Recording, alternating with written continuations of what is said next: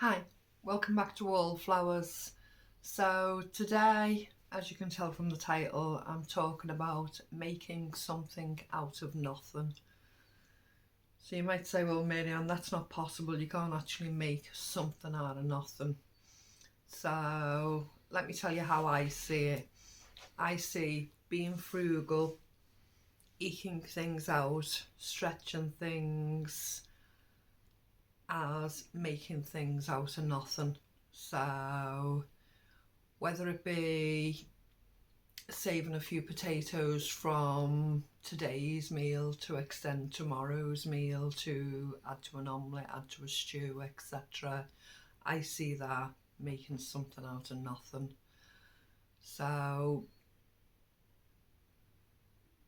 when Mr. Wallflowers and I first moved into this house,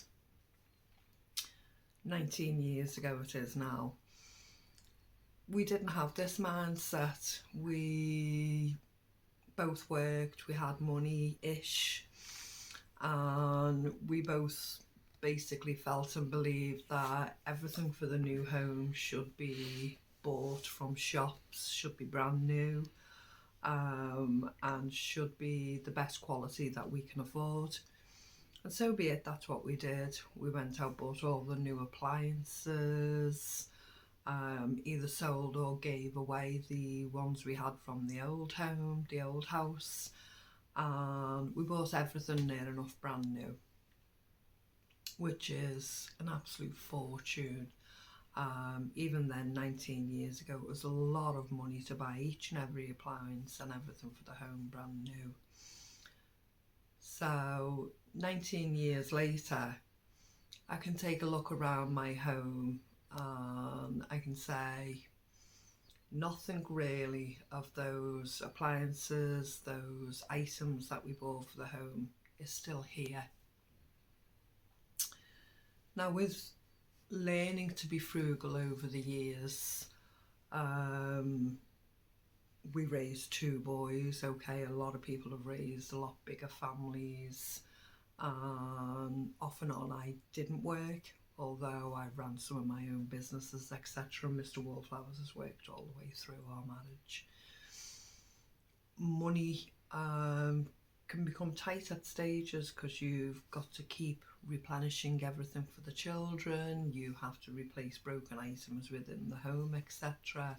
And slowly but surely our mindset changed and we started to become a little frugal, and then we built upon it and built upon it. Now, as I say, if I look around my home now, nearly every item I've either bought second hand or I've managed to get free from a free site or a trade or something like that. So say for instance the washing machine. A few years ago, the washing machine finally went from the new one and it was irreparable, we couldn't replace it. So I started concentrating on the free sites to see if there was anything there that I could replace it with, anything that was suitable to us. So for a few weeks I was hand washing and coping and cracking on that way, but it becomes a toil when you're trying to fit that in with everything else. Hand washing can be a big chore in itself. So eventually we found a free one. Mr. Wallflowers collected it, brought it home, installed it, and we've had that for about 4 or 5 years now, and it's great, absolutely brilliant, and it does the job that any other washing machine would do really, so we're quite happy with it. And there's lots of items I could repeat that story with around the home. Some we've had to pay a minimum fee for, buying it second hand, but we've saved an absolute fortune in doing it that way. Now, over the years, doing things that way, you'd like to think, well, I've saved money. Now, each and every time I have saved, whether it be a couple of £100 here and there, something else would go. Now, whether that would be the boiler, whether that would be damage to the roof, etc. There are jobs and maintenance things around the home that you can't buy second hand, you can't get a reduced price on, you just have to pay what's there. So lo and behold, it wipes out any savings I might accumulate in the meantime. So make do amend has basically been our motto for a long time now. We don't splash out a lot of money on new clothes. Now and again we might treat ourselves to a little item. We might buy a second hand item, or we might buy something that we need to keep us warm for the winter, but we won't pay top price. We'll look for the best quality at the lowest price again. And we do that, as I say, with everything. We do that with food, we do that with household items, we do that with clothing, we do that with absolutely everything that we can do that with. Quite a few years ago, talking about making something out of nothing, quite a few years ago, 4 years ago, we decided to regenerate the garden. And at this time it was full of quite a bit of clutter, hadn't been used for a year or two much by the boys other than kicking a ball around in a certain part, and it had accumulated a lot of clutter. So one day I'm out there and I'm thinking, how am I going to sort this out? I was dreaming of having a garden allotment. And I thought I'll gradually start working through the clutter, removing it and seeing what I can do. And as I'm sat there with a coffee, I noticed at the side of me 2 of the bed frames of the boys' beds that we'd had to replace, and they'd been sat there. And as I'm looking at the frames, an idea come into my head. So gradually the clutter was removed, and it was a divan single bed, 2 of them. So I lay one down on the floor, and all of a sudden the idea just came to me and I could see it. And I thought that could be one of my raised beds. And it's strange how things like this happen, you know. Suddenly you've already got the idea in the back of your head that you want something and you're working towards, and then suddenly you'll be looking at something completely different. And although you see it in the state it is in front of you as one item, you can suddenly see, by repurposing it and addressing it and changing that slightly, that can fulfill what you need as another item. So I took the material off the very top of the bed, and I took the material off the very bottom of the bed, which just left the outside framework of the wood, and it was still clad in the material. And as I say, it was lay flat on the ground. And I thought, yeah, that's my raised bed. I can repurpose that, I can use that, that'll last me many years. So as I say, I had 2 of them. I placed them in the garden. I had a little tear in my eye because I thought, how wonderful is that? You know, I've had that sat there probably 18 months, sat in the garden. The beds, because they've been replaced for the children. Well, boys at that stage. And it had been sat there all the time underneath my nose, you know, and I hadn't even thought I could have actually got this job done much sooner. But that creativity just clicked into place at that time, and I saw what it could be, and I knew my dream was going to be fulfilled, and at that point of having a garden allotment. So as I say, I put these 2 beds in place. Early doors, when I did those first 2 beds, I coated them with plastic sheeting and stapled that in, then filled them with soil. Later on, as I started putting more divan beds in, raised beds in, I stopped putting the plastic sheeting in, and I just used the wooden frames, and it's quite sufficient. But as I say, the earlier ones I did put plastic sheeting in. I then looked on the free sites. I then put posts out to Facebook friends, etc. If anyone's replacing single beds and they need to get rid of the base of the old beds, I'd be more than prepared to take them and collect them. And now at this point, 2023, I actually have 13 raised beds in my garden. and they're all the frames of single divan beds. So 2 were my own, so 11 of those beds I've saved from going into landfill, and I've been blessed with having them as my raised beds for the garden. It's just amazing. As I say, a little bit of creativity clicks into place, how to change it from one thing to another thing, and you've got what you need. It's there. And that is how I see making something from nothing.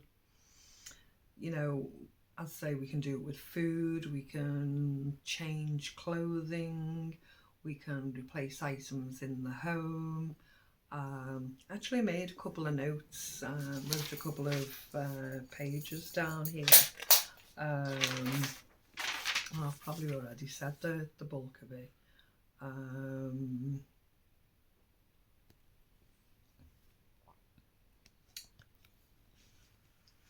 But really, the reason of me talking like this today, let me pick my pen up. The reason of me talking like this today is the situation we actually find ourselves in, the financial crisis we find ourselves in. You know, it's astronomical daily living prices, weekly, monthly living prices, paying the bills, buying the shopping, then if we do have to replace an item, etc. And I was just thinking, you know, we are so good at making something out of nothing that sometimes we just don't see it. As I say, eking a meal out, bulk cooking and portion sizing and making that extend the week, the month, etc., or just pulling it out different times and having a choice of food.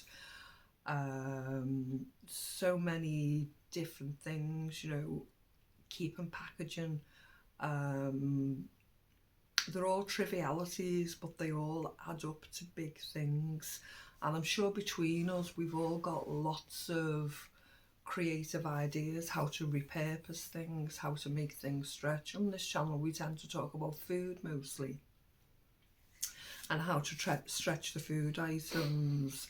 We've talked about dehydrating the eggs, so we've got eggs to last us when we've no longer got fresh eggs accessible in the shops, etc. And that seems to become an increasing problem at the moment. I'm hearing locally places like the Asda are not having eggs on the shelves when people are going in to shop for them. So slowly but surely that crisis is becoming more and more relevant. But actually, just soaps, just detergents, just cleaning agents. I personally have been using a bit of washing up liquid, vinegar, bicarb, and using them as detergents around the home. You know, just plain vinegar on a cloth and cleaning the paintwork, different things like that are so much cheaper than using these household products. Now, yeah, we've discussed that before, and there are many, many things like that, like diluting the bleach, diluting your washing up liquid, diluting your soap liquids. There are many, many other things like that. But repurposing to be creative is something that I want to look more at now, and I think we all need to look more at now, for this, not only this crisis, but the future of living. And there's probably a lot of things like the beds, the raised beds from divan beds. There's probably a load of those that we've all got between us. And what I don't want is for us all to be allowing the fear to creep in about the cost, about survival. We can eke the food out slowly but surely if we've managed and got to a stage where we've provided enough for ourselves. Most of us have got enough clothing to last us the next 2, 3, 5, 10 years, so long as we look after it. Furniture wise, you know, there are free sites, there are charity shops, there are things. If it's beyond repair and you need to replace it, there are facilities out there to do it. We do have to look at making something from nothing, and that has to become our mantra, as it were, and that has to be a standard of living. I say, I've been so tightly frugal for such a long time and tried to do that for such a long time that it's somewhat becoming second nature. As I've discussed, I will take like a tray of pears from the initiative that they can't sell because they look ugly, and I'll cut all the ugly parts off and make a jam, make a pudding, make something out of it. That is creating something from nothing, and we can all do that in so many ways. Okay, I think I'm reiterating the same point over and over, but what I don't want us to do is to feel the fear and let that direct us. We're not motivated by fear. We are positive, we are creative, small ways, big ways, middle of the road ways, but we can all share these ideas and keep them coming together. And we can do this. You can do it. We can do it. We can get through this. We can be motivated and we can smile while we do it. We will get through this. Stay positive. Thank you for joining me, and I'll speak to you again soon. Bye bye.